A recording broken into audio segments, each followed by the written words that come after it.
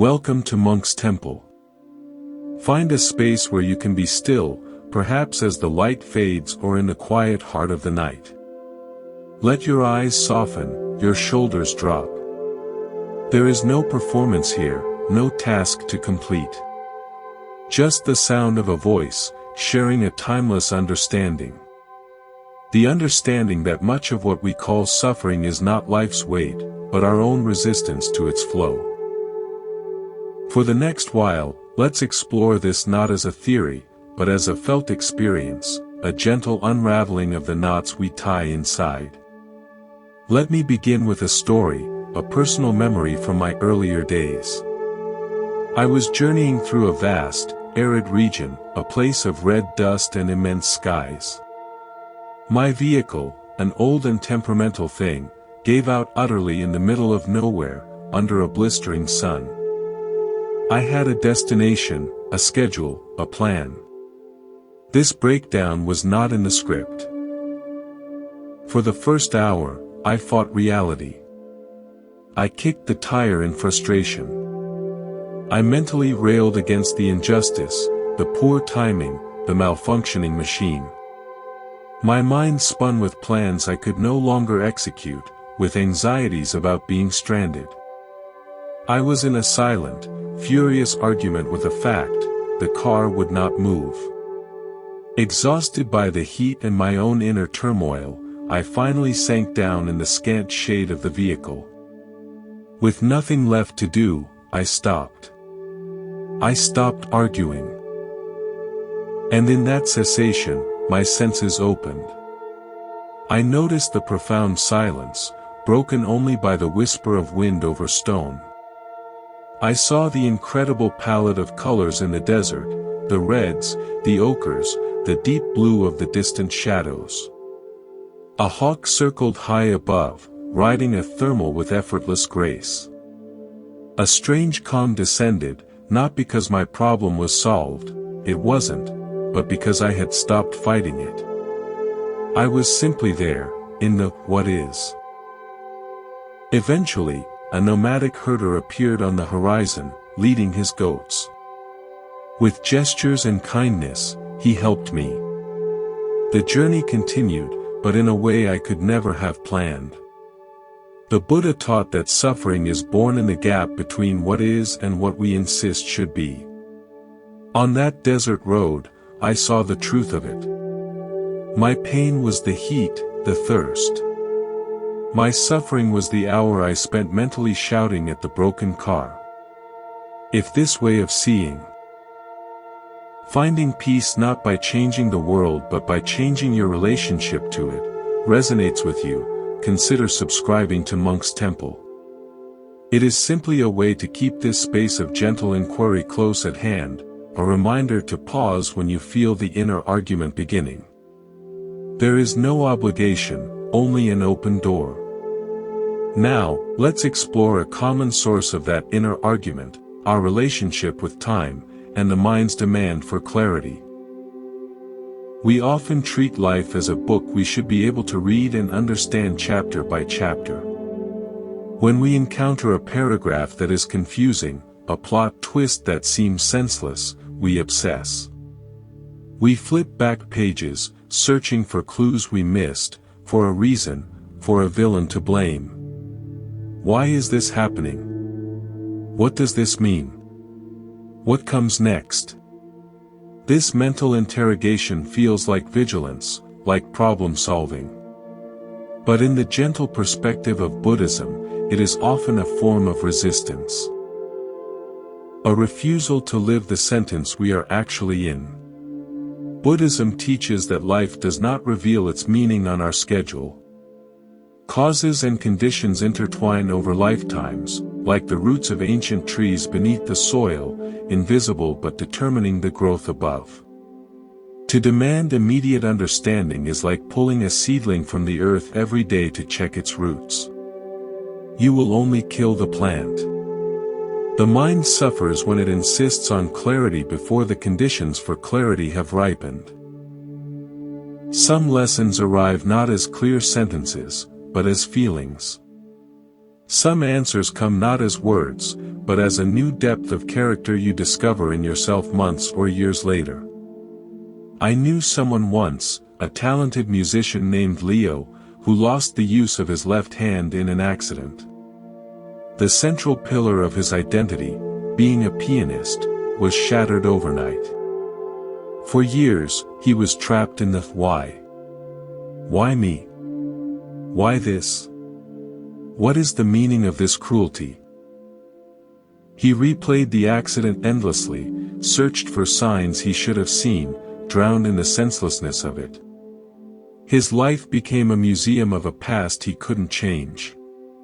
One day, visiting a school for blind children, he heard them creating music with their voices and with simple percussion, feeling the vibrations through the floor. They weren't concerned with complex technique, they were immersed in the pure joy of vibration and sound. Something broke open in Leo. He stopped asking why he lost one way of making music. He began to explore all the ways he still could. He started composing pieces for unconventional instruments, for the human voice, for the body itself as a drum.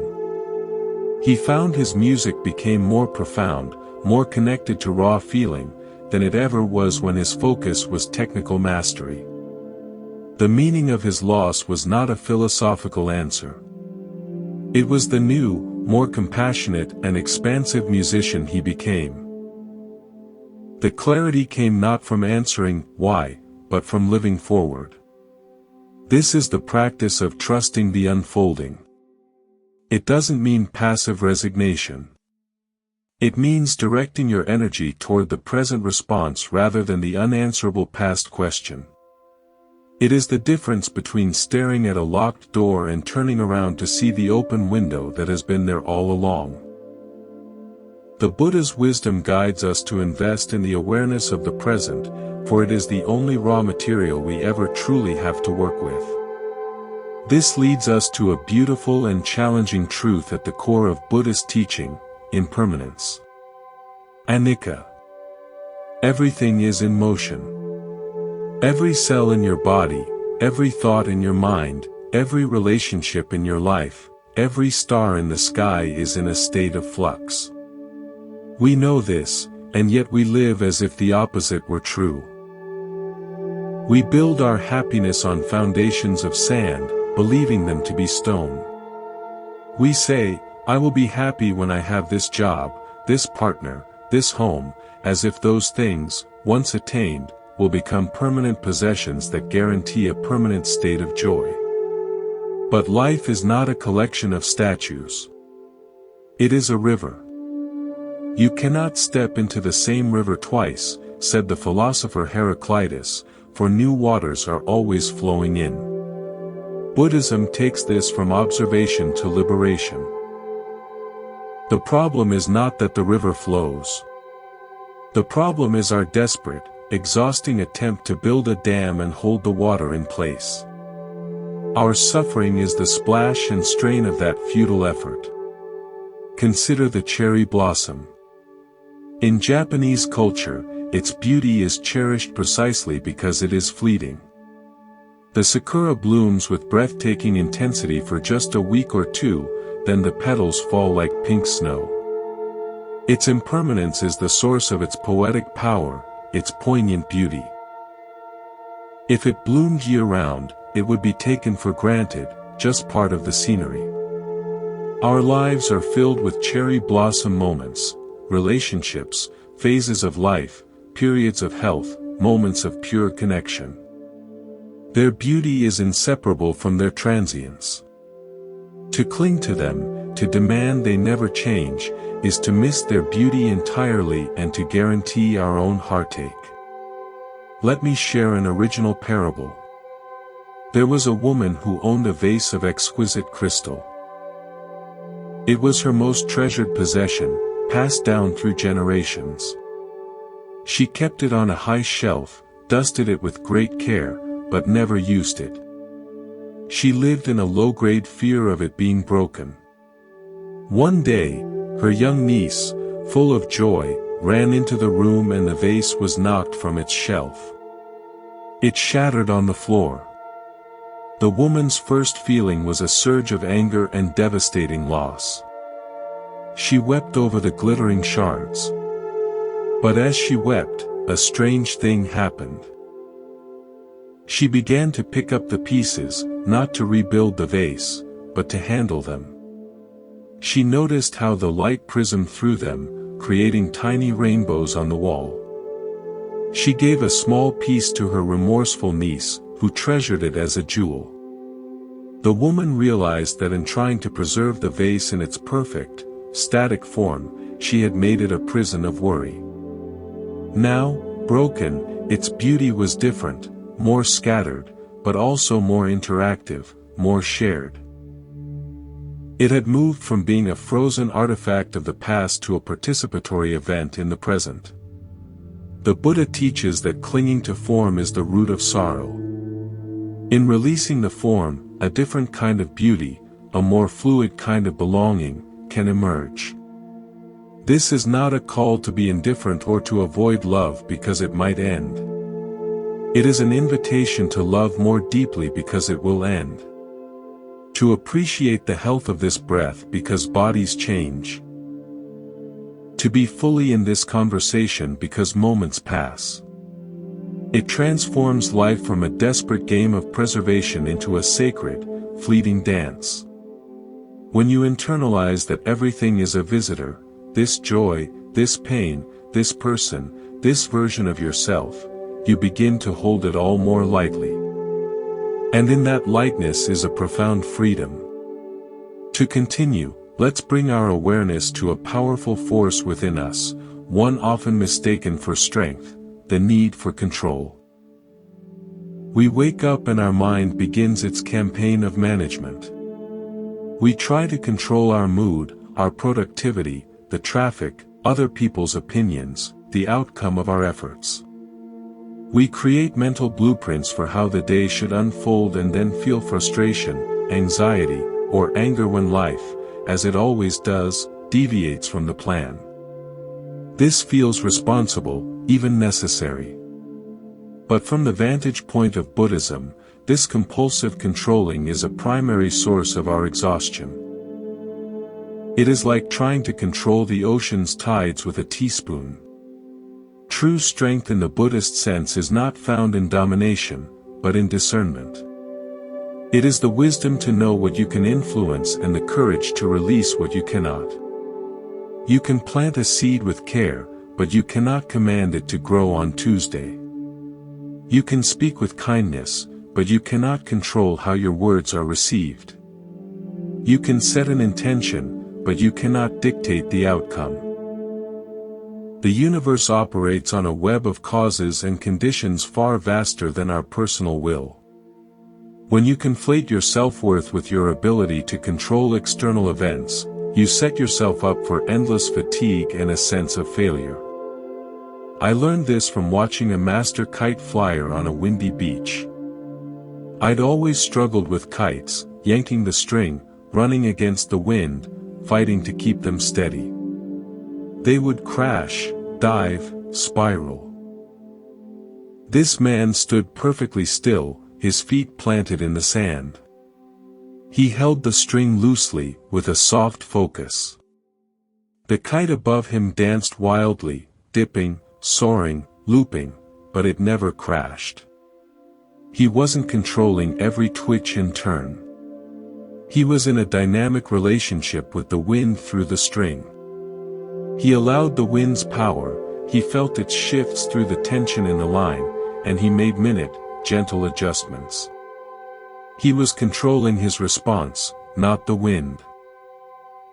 His serenity was in his adaptability, not his command. The Buddha taught a similar path. We can hold the string of our attention, our intention, our effort.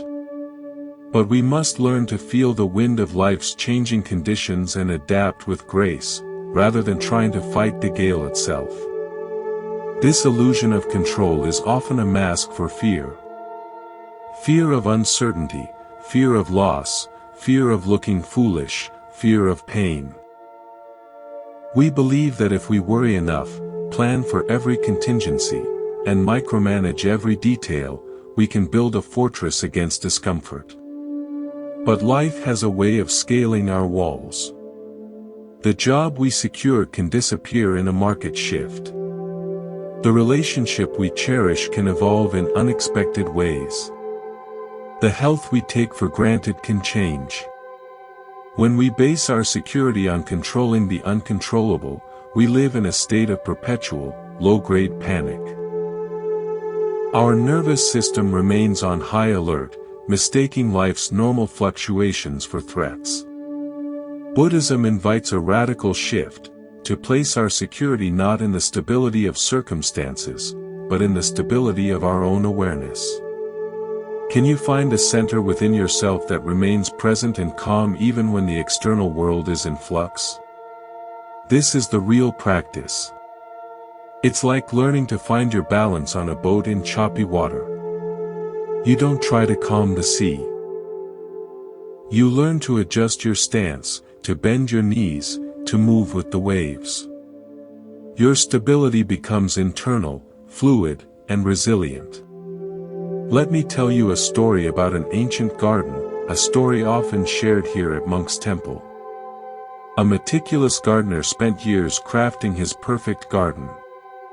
Every bush was trimmed into geometric shapes, every path was raked into flawless lines, every flower was of a specific color and arranged by height. He would rage at weeds, despair over a misshapen leaf, and fret about the weather. His garden was a testament to his control, but he found no joy in it, only anxiety. One autumn, a great storm ravaged the garden. Hedges were torn, trees uprooted, flowers flattened. The gardener was heartbroken. He fell ill from grief. In the spring, too weak to control anything, he could only sit by his window and watch. To his astonishment, wildflowers he had never planted sprang up amongst the ruins. Vines crept over broken walls, softening them with green. Birds and butterflies flocked to this new, untamed abundance. The garden was alive, vibrant, and beautiful in a way his controlled version never was. It was not the garden he had planned, but it was truly a garden. He realized his mistake. He had loved the idea of a garden more than the living reality of it. The Buddha's path encourages us to participate in life's wild, fertile, and unpredictable growth, not to forever be the pruner fighting against nature's will. This touches on another profound teaching, the nature of the self. Much of our striving for control is rooted in protecting a fixed idea of who we are. I am a person who is always punctual, always competent, always liked. When life threatens that idea, we're late, we make a mistake, someone is upset with us. We scramble to reassert control, to prop up the familiar identity. But Buddhism asks a piercing question: who are you, really, when you strip away the roles, the titles, the stories, the achievements? What remains? The Buddha taught that what we call the self is a temporary, flowing collection of elements, body, sensations, perceptions, mental formations, and consciousness. It is a process, not a solid thing. Like a whirlpool in a river. It has a recognizable shape and function, but it is entirely dependent on the flowing water. It is empty of a separate, permanent essence. This is not a nihilistic idea. It is a liberating one. It means you are not the fixed, fragile statue you've been defending. You are the river itself, dynamic, capable of change, inherently connected to everything. I once met a retired CEO, a man who had been a titan of industry, used to command and deference. In retirement, he was utterly lost, depressed, and angry. His identity had been his position. Without the office, the title, the subordinates, he felt he was nobody. He was clinging to a whirlpool that had dispersed back into the river. His suffering was the clinging. On a volunteer trip building homes, he was just another pair of hands. At first, he fumbled, and used to not being in charge. But slowly, he lost himself in the simple, physical work. The weight of a hammer, the measuring of a board, the shared goal with others. He began to laugh again. He discovered he wasn't just the CEO. He was also the one who could learn, who could sweat alongside others, who could feel satisfaction in a tangible creation. He had mistaken one costume for his entire being. Letting go of that one rigid identity didn't diminish him, it allowed a dozen other authentic aspects of himself to finally breathe. This is the freedom that comes from loosening the grip on control and identity. You become more adaptable, more creative, more genuinely yourself. You engage with life from a place of curiosity rather than defense. The energy you once spent maintaining the fortress becomes available for living within the spacious, ever-changing landscape of your actual experience. Let's continue by turning our attention inward, to the landscape of our own hearts and minds. We often speak of seeking peace, as if it's a treasure hidden in a distant cave. But Buddhism points to a more immediate truth: peace is not something you find by searching far away. It is what remains when you stop creating noise within yourself. Much of that inner noise comes from a habit we could call mental and emotional resistance, a silent war we wage against our own inner weather. Think of your mind as a clear, still pond. A thought arises, a worry about tomorrow. Like a pebble tossed into the water. The natural process is for the ripple to form, spread, and gradually fade away, leaving the pond still once more. But what do we often do? We see the ripple of worry and we react. We toss in another pebble of analysis: why am I worrying? I shouldn't worry. Then a pebble of judgment: this is weak. Then a pebble of fear: what if this worry is true? Before long, we are churning the water furiously, creating a muddy turbulence that obscures everything. The original ripple is lost in the storm we created in reaction to it. Buddhism teaches that the second arrow is our own reaction. The first arrow is life's occasional pain, the worry, the sadness, the fear. The second arrow, the one that causes the most sustained suffering, is our resistance to that feeling, our condemnation of it, our frantic attempt to escape it. We are often taught that certain emotions are negative and must be eliminated. We are supposed to be strong, positive, and in control. So when sadness visits, we rush to distract ourselves. When anger flares, we suppress it, fearing its power. When anxiety trembles in our chest, we try to think our way out of it. This, in the gentle language of Buddhist psychology, is aversion. It is the mind's pushing away of a part of our present moment experience. And whatever we push away with force does not disappear. It goes underground. Unexpressed anger becomes a simmering resentment that poisons our outlook. Unfelt grief becomes a numbness that walls us off from all feeling, joy included. Unacknowledged fear becomes a generalized, free-floating anxiety with no clear source. The alternative offered by the Buddha is not indulgence, but allowance. It is the practice of mindfulness. You don't have to like the feeling. You don't have to agree with the worried thought. You simply practice turning toward it with a gentle, acknowledging awareness. You say, internally, this is anxiety. It feels like tightness in my chest and a rushing in my head. You don't argue with it. You don't tell it to go away. You observe it as you would observe a cloud passing through the vast sky of your awareness. The sky does not struggle against the cloud. It holds it, and the cloud, in time, moves on. You are not the cloud of anxiety. You are the sky that contains it.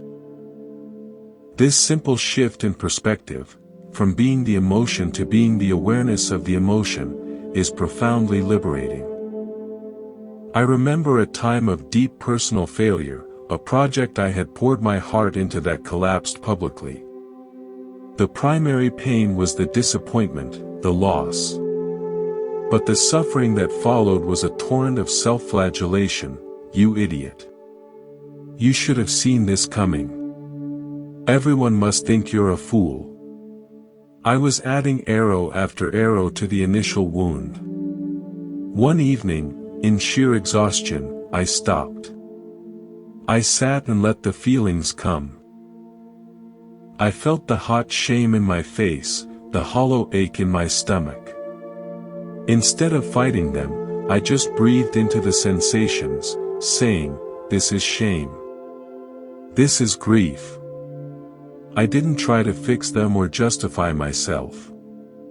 I just let them be present. And a miraculous thing happened, they began to soften. They didn't vanish, but they lost their sharp, personal edge. They became simply shame and grief, universal human experiences, not a personalized verdict on my worth. In that space, a clear thought arose, okay. This happened. What is the next small, humble step? The clarity came not from winning the inner war, but from laying down my weapons. This practice extends to our thoughts as well. We believe we are our thoughts, that we must obey them, argue with them, or believe them. Buddhism offers a different view. Thoughts are mental events. They arise due to causes and conditions, your mood, your past experiences, what you ate, the weather. You are not obliged to board every train of thought that pulls into the station of your mind. You can simply watch it arrive, see what cargo it's carrying, and let it depart without you. A thought like, "I'm not good enough," is just a thought. It's a familiar, worn groove in the record of your mind, played when the needle hits a certain spot of stress or fatigue. You don't have to sing along. You can notice the record spinning, and gently lift the needle. Let me share an original story about a village clockmaker. He was renowned for his precision. The great clock in the town square was his masterpiece, and he listened to its perfect tick-tock with pride.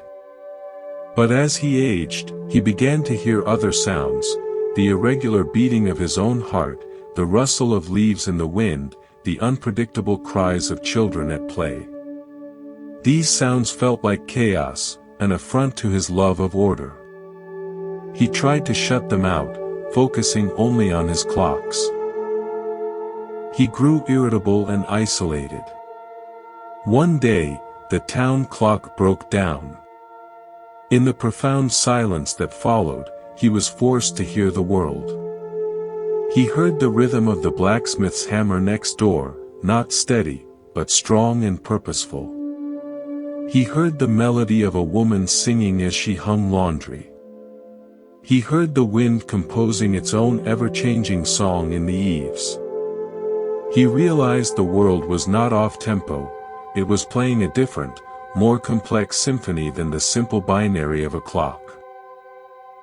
His suffering had not come from the sounds themselves, but from his resistance to anything that didn't match his own narrow idea of rhythm. When he let go of his resistance, he didn't lose his skill, he found a deeper harmony. He began to incorporate organic, irregular elements into his later clock designs, making them more beautiful than ever. The Buddha's way is similar. It doesn't ask you to silence the symphony of your inner life. It asks you to listen to it all. The ticks and the tocks, the heartbeats and the rustles, without judgment, and in that deep listening, find a wholeness that includes every note. This path of allowance naturally cultivates compassion, beginning with yourself. When you stop fighting your own humanity, your fears, your flaws, your passing moods, you create a space of kindness within. You understand that to be human is to be vulnerable, to be imperfect, to feel deeply. This self-compassion is not weakness or self-pity. It is the most intelligent and sustainable basis for growth. A plant does not grow by being yelled at. It grows with sunlight, water, and patient space. Your spirit is the same. From this foundation of inner gentleness, compassion for others flows naturally, without strain. You see that everyone is listening to their own inner symphony, often with just as much confusion and resistance. Your reactions soften. Your heart opens. You move from a stance of defense to a stance of connection. Let's continue our journey into stillness. We've spoken of allowing the inner weather, of releasing the futile fight for control. Now, let's explore a concept that can feel like a deep paradox, the idea that true freedom is found not in getting everything you want, but in releasing the need for life to be different than it is. This is not about passive resignation. It's about a profound shift in where you place your attention and your sense of okayness. We often live in a state of quiet negotiation with reality. We tell ourselves, I'll be happy when I get that promotion. I'll feel at peace when this conflict is resolved. I'll relax when the holidays are over. We place our peace in the future, as a reward for enduring the present. The Buddha's insight cuts gently through this. He taught that this conditional way of living ensures peace is always one step ahead, always just out of reach. It's like being on a treadmill, chasing a horizon that moves as you do. The present moment, with all its raw, unfinished, messy reality, is perpetually seen as insufficient, as a problem to be solved before life can truly begin. But what if this moment, exactly as it is the only place where life is actually happening? What if peace isn't a destination, but a quality of attention you can bring to wherever your feet are planted right now? This is the heart of mindfulness. It's the practice of coming home to the present, not because it's perfect, but because it's real. You can be stuck in traffic and feel the warmth of the sun through the windshield. You can be grieving a loss and notice the compassionate tone in a friend's voice. You can be uncertain about the future and feel the solid ground beneath your feet. This, is where freedom grows. It's the space where you acknowledge difficulty without being completely consumed by it. I recall a winter many years ago when I was walking through a deep forest after a heavy ice storm. The path was treacherous, obscured by fallen branches and a thick layer of ice. My mind was preoccupied with the destination, a cabin still miles away. I was tense, frustrated, slipping, fighting the path. I was at war with the ice, with the distance, with the fading light. Then, I caught my boot on a root and fell hard. As I lay there, the wind knocked out of me, I looked up. The world had transformed. Every single branch, every twig, every needle of the pine trees was encased in a brilliant, clear casing of ice. The setting sun hit it, and the entire forest exploded into a cathedral of shattered light, a million diamonds glittering against a violet sky. It was staggeringly beautiful. And I had been so busy fighting my way through it, I hadn't seen it. My struggle had blinded me. In that moment, my objective shifted. Getting to the cabin was still the direction, but it was no longer the sole point. The point became walking through this impossible, temporary beauty. My pace slowed. My attention opened. The ice wasn't my enemy, it was the artist. The Buddha's path is an invitation to that shift. To stop treating life as an obstacle course to be conquered, and to start experiencing it as a mysterious, often difficult, but fundamentally alive phenomenon to be met. This relates deeply to another core teaching, the end of craving. Tanha, often translated as thirst or craving, is the restless energy of wanting life to be other than it is. It's the mental reaching for what's not here.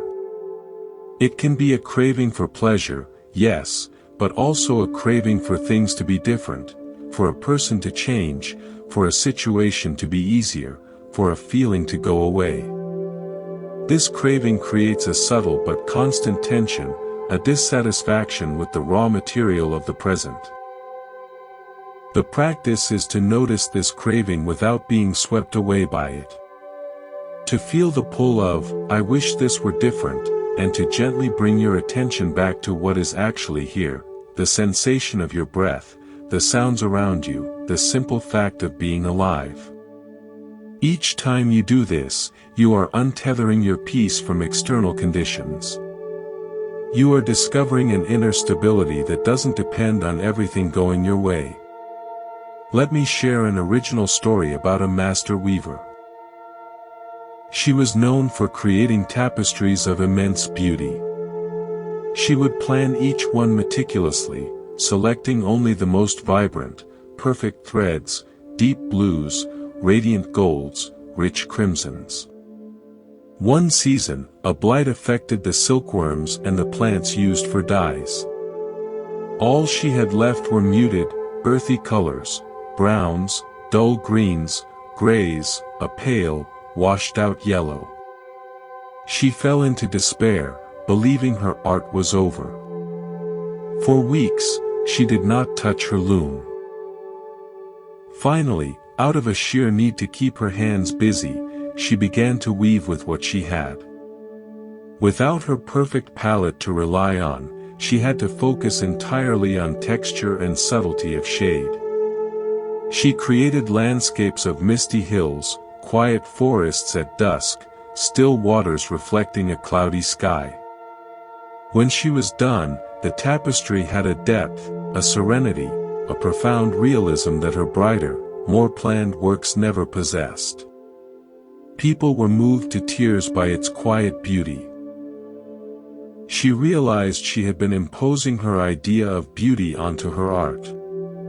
Life, by taking away her preferred colors, had forced her to discover a beauty that was already present, waiting in the subtleties she had previously overlooked. The Buddha teaches a similar lesson. Our cravings for specific outcomes can blind us to the unexpected beauty and wisdom available in the situation as it actually is. When we release our demand for the perfect threads, we begin to weave with the truth of what is here, and often create something more authentic and resilient. This practice of non-craving, of meeting life as it is the bedrock of equanimity. Equanimity is not flatness or indifference. It is a balanced heart. It is the capacity to experience joy without desperate clinging, and to experience pain without collapsing into despair. It's the understanding that both are visitors, not permanent states. With equanimity, you can celebrate success without the underlying fear of losing it. You can face failure without the story that it defines you. You engage fully, but you hold lightly. This balanced engagement is the source of true resilience. A tree with deep, flexible roots can bend in a storm without breaking. A heart grounded in equanimity can withstand life's changing winds without being uprooted. Let's continue by exploring a quiet, often overlooked form of suffering, the burden of the stories we carry. Not just the stories of what happened to us, but the stories we tell ourselves about who we are because of it. Buddhism teaches that much of our identity is a narrative, a collection of edited memories, interpretations, and judgments that we mistake for solid truth. I am someone who was hurt. I am a person who always fails at love. I am not good with people. These are not facts, but conclusions. And we carry them like stones in a backpack, letting them weigh down our present and shape our future. The Buddha's teaching on anatta, or non-self, is often misunderstood. It does not mean you don't exist. It means you do not exist as a fixed, unchanging, independent entity. You are a process. You are a story being told, and you are also the one listening. The problem arises when you get completely lost in the story, believing it is the whole and final truth. When you say, "I am an anxious person," you are taking a temporary pattern of sensation and thought and building a permanent identity around it. You then feel compelled to act in ways that confirm that story, creating a loop of suffering. Freedom comes when you learn to witness the story without being the main character trapped inside it. It's the difference between being an actor on a stage, believing the drama is real, and being the audience member who can appreciate the performance while knowing the curtains will eventually close. You can have the thought, "I am unworthy," and instead of believing it and spiraling into shame, you can simply notice, "Ah, there is the unworthy story again. It's visiting." This creates a space. In that space, you have a choice. You are no longer compelled to act out the next chapter of that old, painful book. I once worked with a man who, at 60, was still fiercely angry at his long-deceased father. The facts of his childhood were difficult, yes. But the story he carried was, "My father broke me, and that is why my life has been small." This story was the lens through which he saw every setback, every relationship difficulty. It was his explanation, his identity, and his prison. One day, during a conversation, he was recounting a minor frustration at work, and he automatically said, "See? It's because my father never taught me to be strong." In that moment, he heard himself. He saw the mechanical link he had created between a present moment event and a story from 50 years past. It was like watching a puppet on a string. That glimpse of awareness was the beginning of his liberation. He didn't forgive his father overnight, nor did he forget the past. But he began to see the story as a story, a heavy object he was choosing to carry. He could, gradually, set it down. His present life didn't instantly change, but his relationship to it did. He was no longer a character in his father's old drama, he was an adult writing his own day, moment by moment. This relates to the Buddhist teaching on karma. Karma is not fate or punishment. It is the law of cause and effect, often simplified as our intentional actions shape our habits, and our habits shape our character and our experience. The stories we repeat to ourselves are powerful karma makers. The mental habit of, "I am a victim," will cause you to see evidence of victimization everywhere and may lead you to act in ways that unconsciously recreate those situations. Releasing the old story is an act of changing your karma. You interrupt the habitual pattern. You plant a new seed of awareness. I am the one who is aware of this feeling, not the feeling itself. Let me share an original tale from the lore of Monk's Temple. There was a village built beside a wide, slow river. For generations, the villagers used the river for everything. But they also told a story, passed from elder to child. The river is treacherous. It has deep, sucking currents that will pull you under if you go beyond the shallows. Because of this story, no one ever learned to swim properly. They waited in fear, never experiencing the river's cool depths or the joy of floating. They lived in a relationship of caution and lack with the very source of their life. One year, a great drought came. The river shrank, revealing its bed. A curious child walked out and discovered the truth: there were no sucking currents. The riverbed was gently sloping, sandy, and smooth. The treacherous depths were a myth. The story had been born from some long-ago accident or fear and had hardened into truth. When the child reported this, the village was stunned. Their entire way of being with the river had been based on a story, not reality. Some were angry at the wasted years of fear. Others were joyous and finally learned to swim. The Buddhist teaching encourages us to examine the stories we live by, about ourselves, about others, about life itself. Are they based on present moment reality, or on old, inherited fears? Have we been waiting in the shallows of our own potential because of a tale we never questioned? Releasing these narratives allows for a profound homecoming. It's not about becoming someone new. It's about ceasing to pretend to be the someone you thought you were supposed to be. You come home to the bare awareness that is prior to all stories. This awareness is simple, open, and peaceful. It's who you are before you name yourself a success or a failure, a helper or a burden, a person of the past or a person of the future. In this homecoming, you find a quiet confidence that doesn't need to be propped up by any narrative. You can be fluid. You can be wrong today and learn tomorrow, without it destroying your sense of self. You can be joyful without needing to claim the joy as a permanent trait. This also transforms your relationship with others. When you are not so tightly identified with your own story, you stop needing others to confirm it.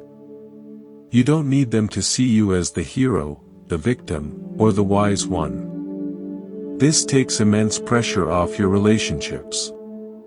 You can listen to someone else's story without immediately comparing it to yours or using it to bolster your own. You can meet them in the fresh space of the present, story to story, or better yet, awareness to awareness. This is the foundation for genuine connection, free from the baggage of the roles we expect each other to play. Now, let us turn to a force that shapes so much of our inner world, often without our conscious awareness: the sense of separation.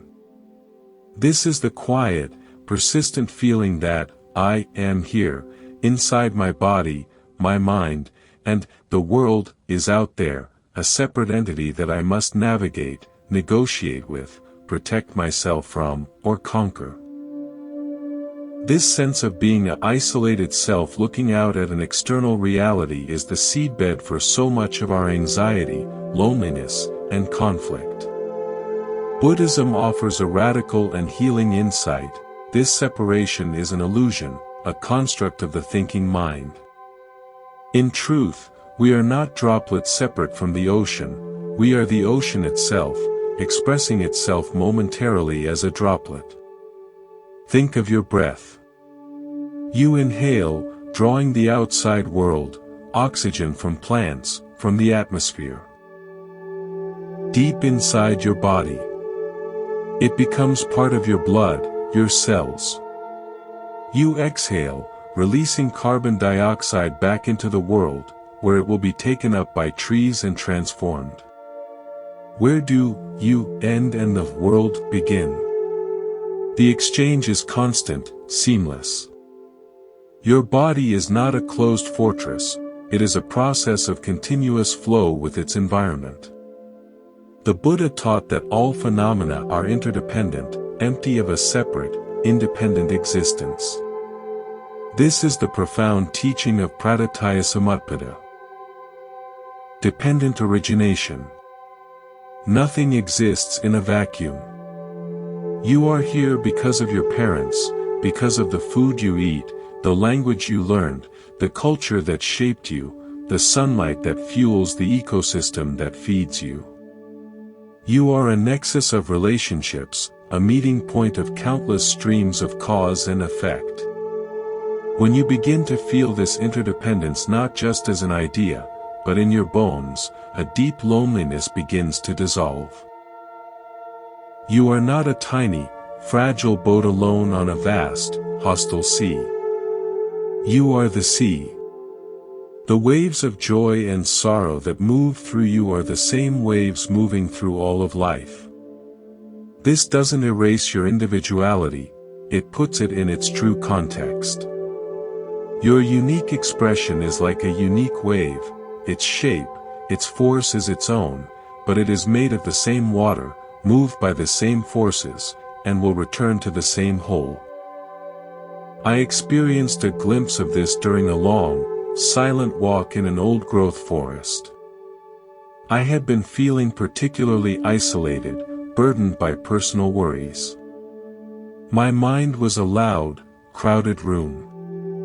As I walked deeper into the silence of the trees, hour after hour, the mental noise began to settle. I started to notice not just the trees, but the way the moss grew on the north side of their trunks, the way the fallen logs rotted back into the earth, feeding fungi that would in turn feed the trees. I saw sunlight filtering through the canopy, not as an external object, but as the very energy that was powering this entire, breathing system of which I was now a walking part.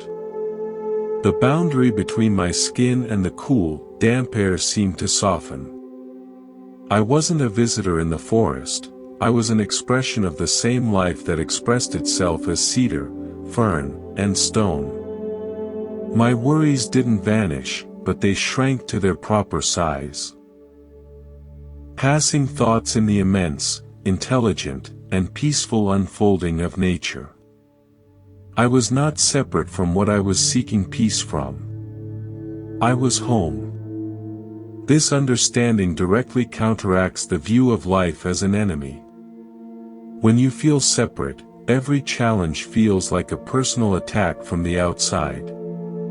A delay is a plot against you. A criticism is an assault on your separate fortress.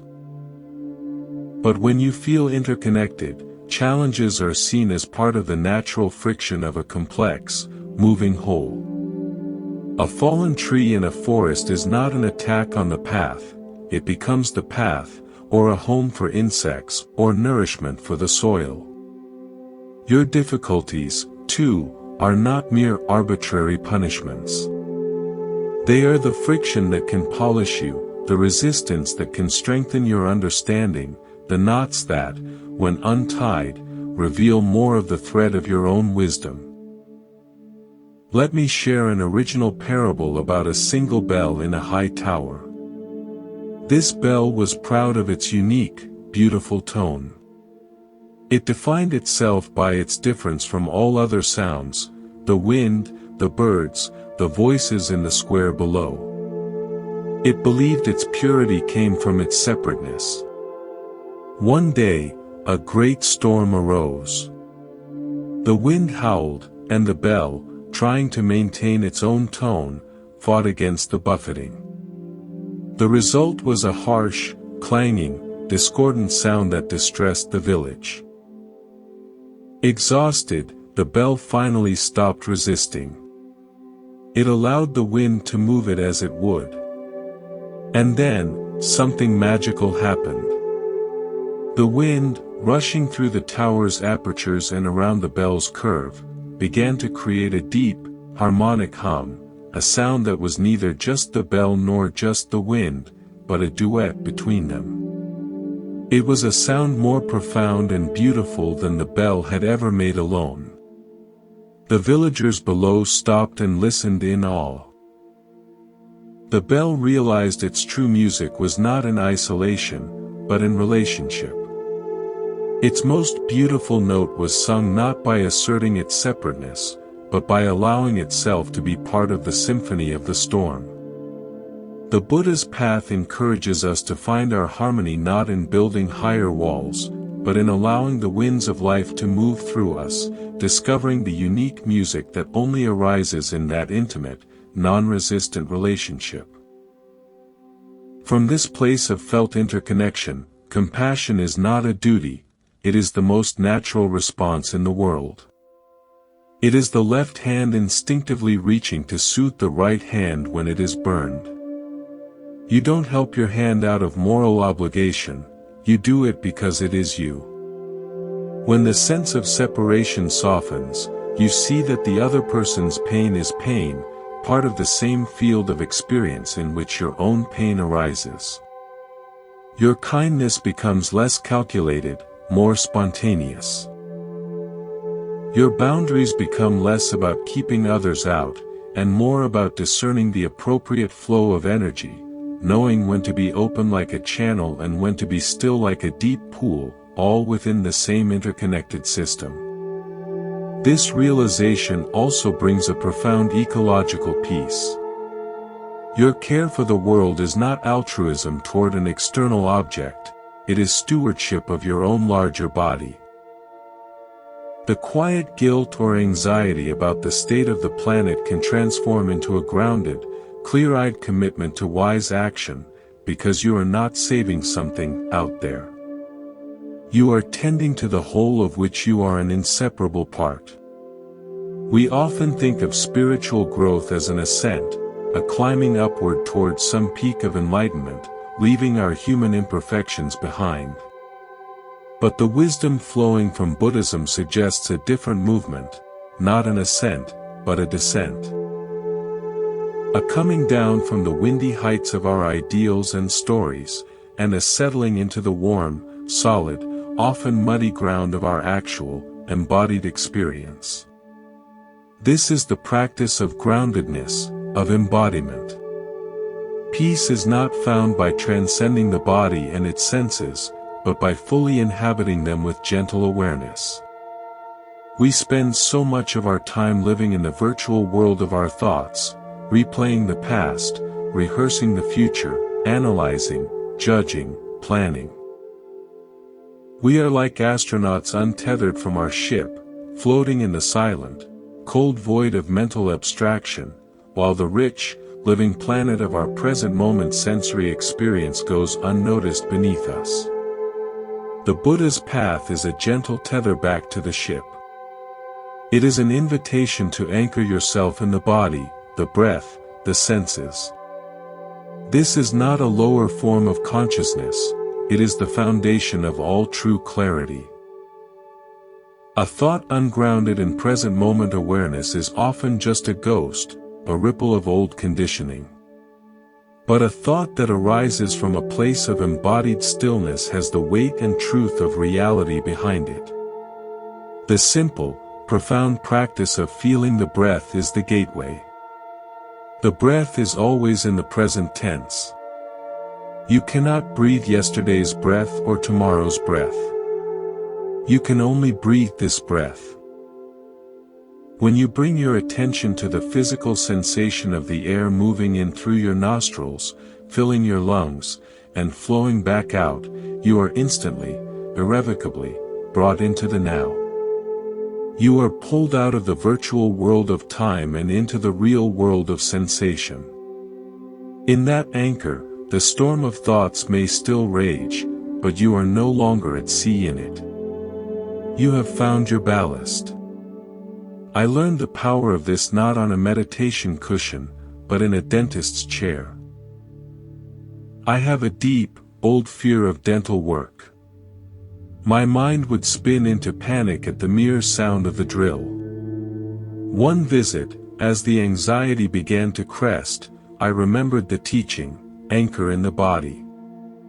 Instead of fighting the fear or getting lost in catastrophic thoughts, I dropped my attention down. I felt my feet in my shoes, pressing into the floor. I felt the weight of my body in the chair. I noticed the specific, non-threatening sensation of the dentist's finger resting on my cheek. And I felt my breath, shallow as it was. I didn't try to change it, I just felt it. The panic was still there, a buzzing in my chest, but it was no longer the whole universe. It was contained within the larger, stable field of my bodily awareness. The procedure didn't become pleasant, but it became bearable. I was present for an unpleasant experience, rather than being lost in a nightmare about it. This is a microcosm of the practice. We don't meditate to avoid life's discomforts.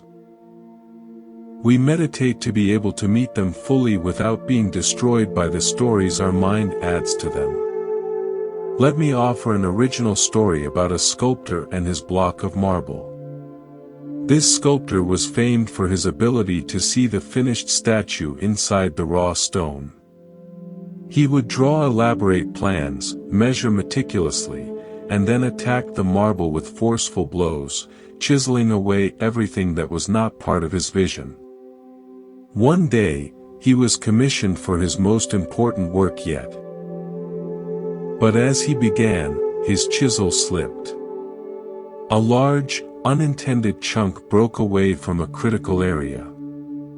According to his plan, the statue was now ruined. In despair, he put down his tools. For days, he simply sat in his studio, looking at the ruined stone. Having abandoned his plan, he began to really see the stone, its new shape, its veins, its texture, the way the light hit the accidental fracture. His hands began to itch not with the desire to impose a form, but with a curiosity to respond to the form that was already suggesting itself. He picked up his tools again, but this time, he worked with a gentle, listening touch. He followed the language of the stone. The statue that emerged was not the one he had planned. It was wilder, more dynamic, more alive. It was universally declared his masterpiece. The Buddha's way is similar. Our lives are the raw stone. Our rigid plans and ideals are the detailed blueprints. Suffering is the sound of our chisel slipping when life doesn't conform. But awakening begins when we put down the blueprint and learn to listen to the actual material in front of us, this moment, this feeling, this circumstance, and respond from a place of gentle, embodied curiosity rather than forceful imposition. This grounded, embodied awareness is also the key to working with physical pain. We often compound physical pain with a layer of mental resistance. This shouldn't be happening. How long will it last? What if it gets worse? This resistance is a tightening, a bracing against the sensation, which often amplifies the suffering. The practice, incredibly, is to bring a soft, curious awareness directly into the location of the pain. Not to tense up, but to soften and explore. What is the actual sensation? Is it sharp, throbbing, burning, aching? Where are its edges? Is it constant or does it ebb and flow? This investigation does not always remove the pain, but it almost always removes the layer of fearful struggle surrounding it. You change your relationship with it from one of war to one of witness. In doing so, you reclaim a space of freedom within the experience of discomfort. Furthermore, this descent into the body reveals a deep intelligence that lives beneath thinking. Have you ever had a gut feeling about a person or a decision? Have you ever felt tension leave your shoulders when you finally spoke a difficult truth? The body knows. It holds wisdom in its sensations. A tight jaw may speak of unexpressed words. A sunken chest may whisper of a discouraged spirit. By listening to the body, not with analysis, but with kind attention, we open a dialogue with a deeper part of ourselves. Healing often begins not when the mind figures something out, but when the body finally feels safe enough to release a long-held tension. Buddhism, through practices like mindfulness and loving-kindness meditation, provides the safe container for this release. Ultimately, to be embodied is to be fully human. It is to accept the beautiful, messy, vulnerable, and temporary reality of having this form. The goal is not to become a disembodied spirit, but to become a spirit fully at home in its earthly experience. Able to feel the full spectrum from pleasure to pain without losing its center, able to dance with life through the miraculous, sensitive instrument of the body. Let's explore now a shadow that often follows our search for peace, the belief that we must earn the right to be at ease.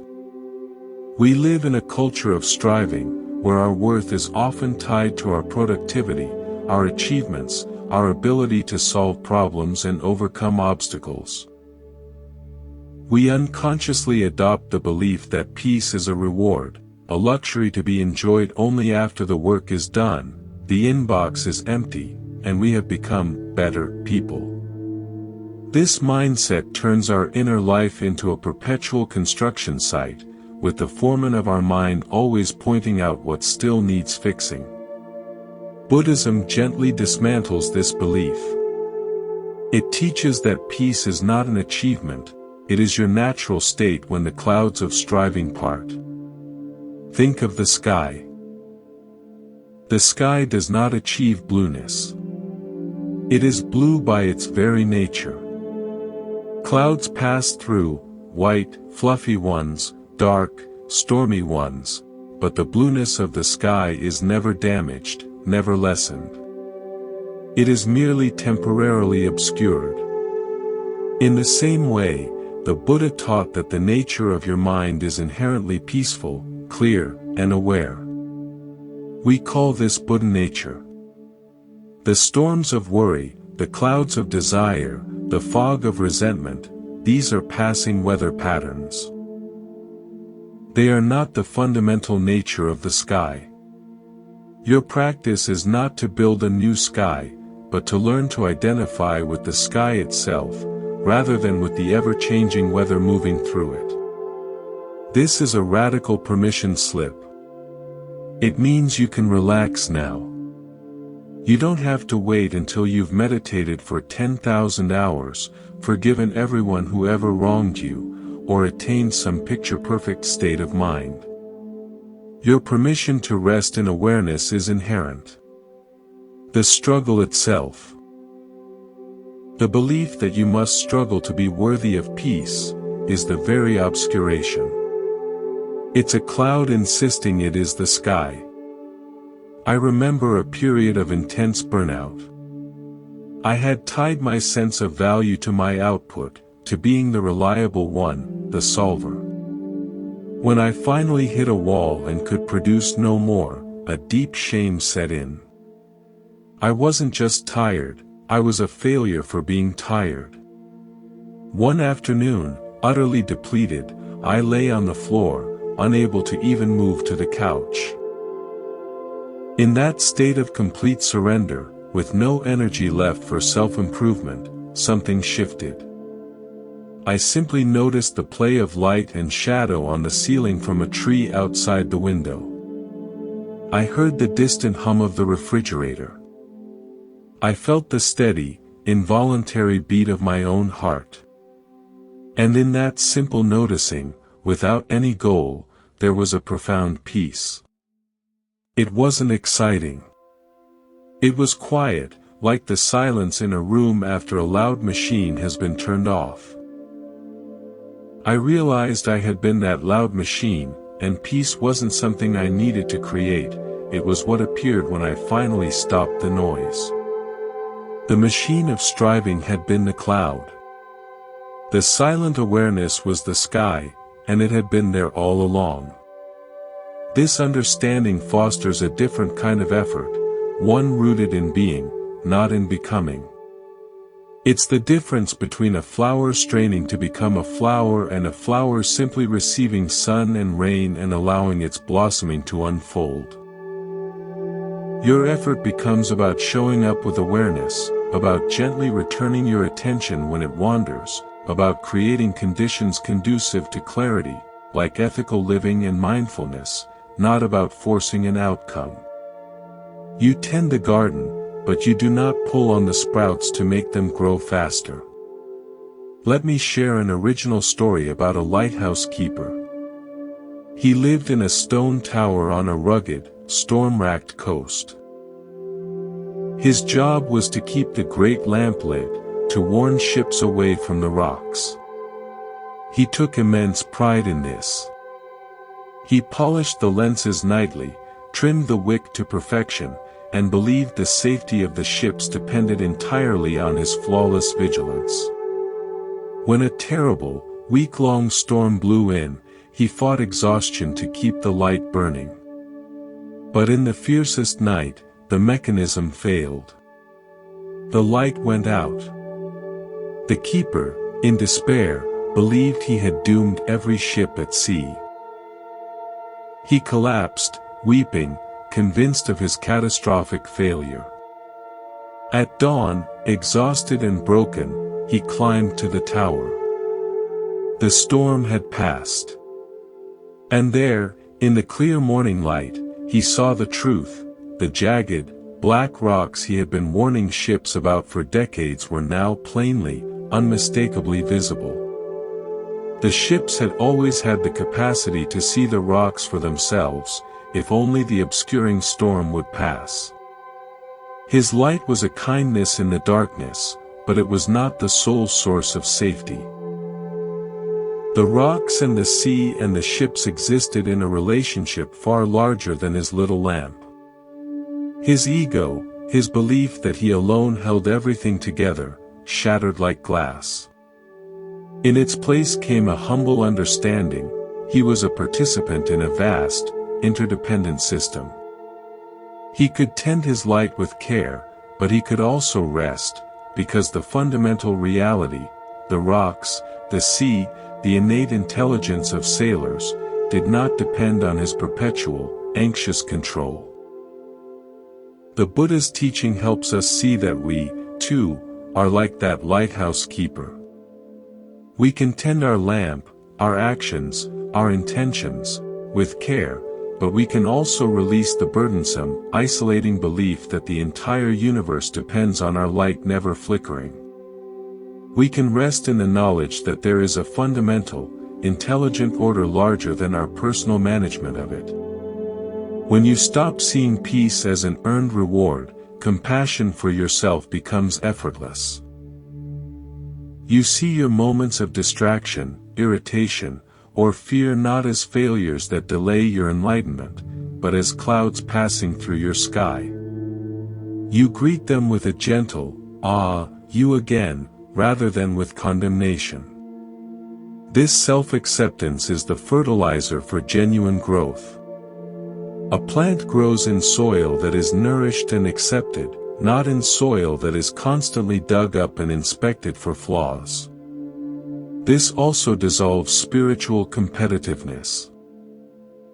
There is no race to become the most peaceful person in the room. Peace is not a status. It is a shared nature, like the blue of the sky we all live under. When you know this, you can look at another person who is struggling, caught in a storm of emotion, and you don't see someone who is spiritually behind. You see the sky temporarily obscured by clouds. Your response naturally inclines toward kindness, not judgment, because you know their nature is no different from your own. So we arrive here, at the end of our conversation, and perhaps at a quieter beginning within you. We have walked through many concepts: letting go, impermanence, non-resistance, embodied presence, the illusion of separation, the natural peace of the sky-like mind. But all these are not really separate teachings. They are like fingers, all pointing to the same moon. That moon is a simple, lived truth: life does not need to be fought. You do not need to fight the past, for it is already gone, leaving only memories you can hold lightly or release. You do not need to fight the future, for it is not yet here, and your anxious planning cannot tame its mystery. You do not need to fight the present, for it is already what it is, and your resistance only adds a layer of pain to the raw experience. And most importantly, you do not need to fight yourself, your feelings, your thoughts, your flawed and beautiful humanity. The practice offered by the Buddha is not a grand, dramatic overhaul. It is a gentle, moment-by-moment homecoming. It is the decision, when you feel the familiar tensing of argument in your chest, to simply pause. To feel the next breath. To notice the space around the feeling. It is the choice, when the mind starts writing its old, painful stories, to gently close that book and return to the sensation of your feet on the ground. It is the courage, when you want to control what you cannot, to instead open your hand and trust that you will know what to do when the moment for action arrives. This is not passivity. It is profound, intelligent engagement with reality as it is, rather than with your idea of how it should be. From this grounded place, your actions become clearer, more compassionate, and more effective. You are no longer reacting from fear, but responding from awareness. Happiness, then, is not a flame you must desperately shield from life's winds. It is the warmth that naturally emanates from a heart that is no longer clenched in fear. Peace is not a distant shore to swim toward through turbulent seas. It is the buoyancy of the water itself, discovered the moment you stop struggling and allow yourself to float. You are already home. You have always been home. The frantic searching, the self-improvement projects, the longing for a different life, these were just clouds passing through the vast, clear sky of who you truly are. You are not the cloud of your anxiety. You are not the storm of your anger. You are not the story of your past. You are the aware, open space in which all of these rise, play out, and fade. So tonight, as you leave this space, carry only this invitation. When you feel the fight arise, pause. Breathe. And ask, with gentle curiosity, what would it feel like to not fight this? What would it feel like to just let this be, for just this one breath? In that pause, you may feel it, the soft, quiet, ever-present peace that was there all along, waiting for you to stop long enough to notice. Thank you for listening. This has been Monk's Temple. May you be at peace. May your heart be light. May you know, deep in your bones, that you are already whole. Good night.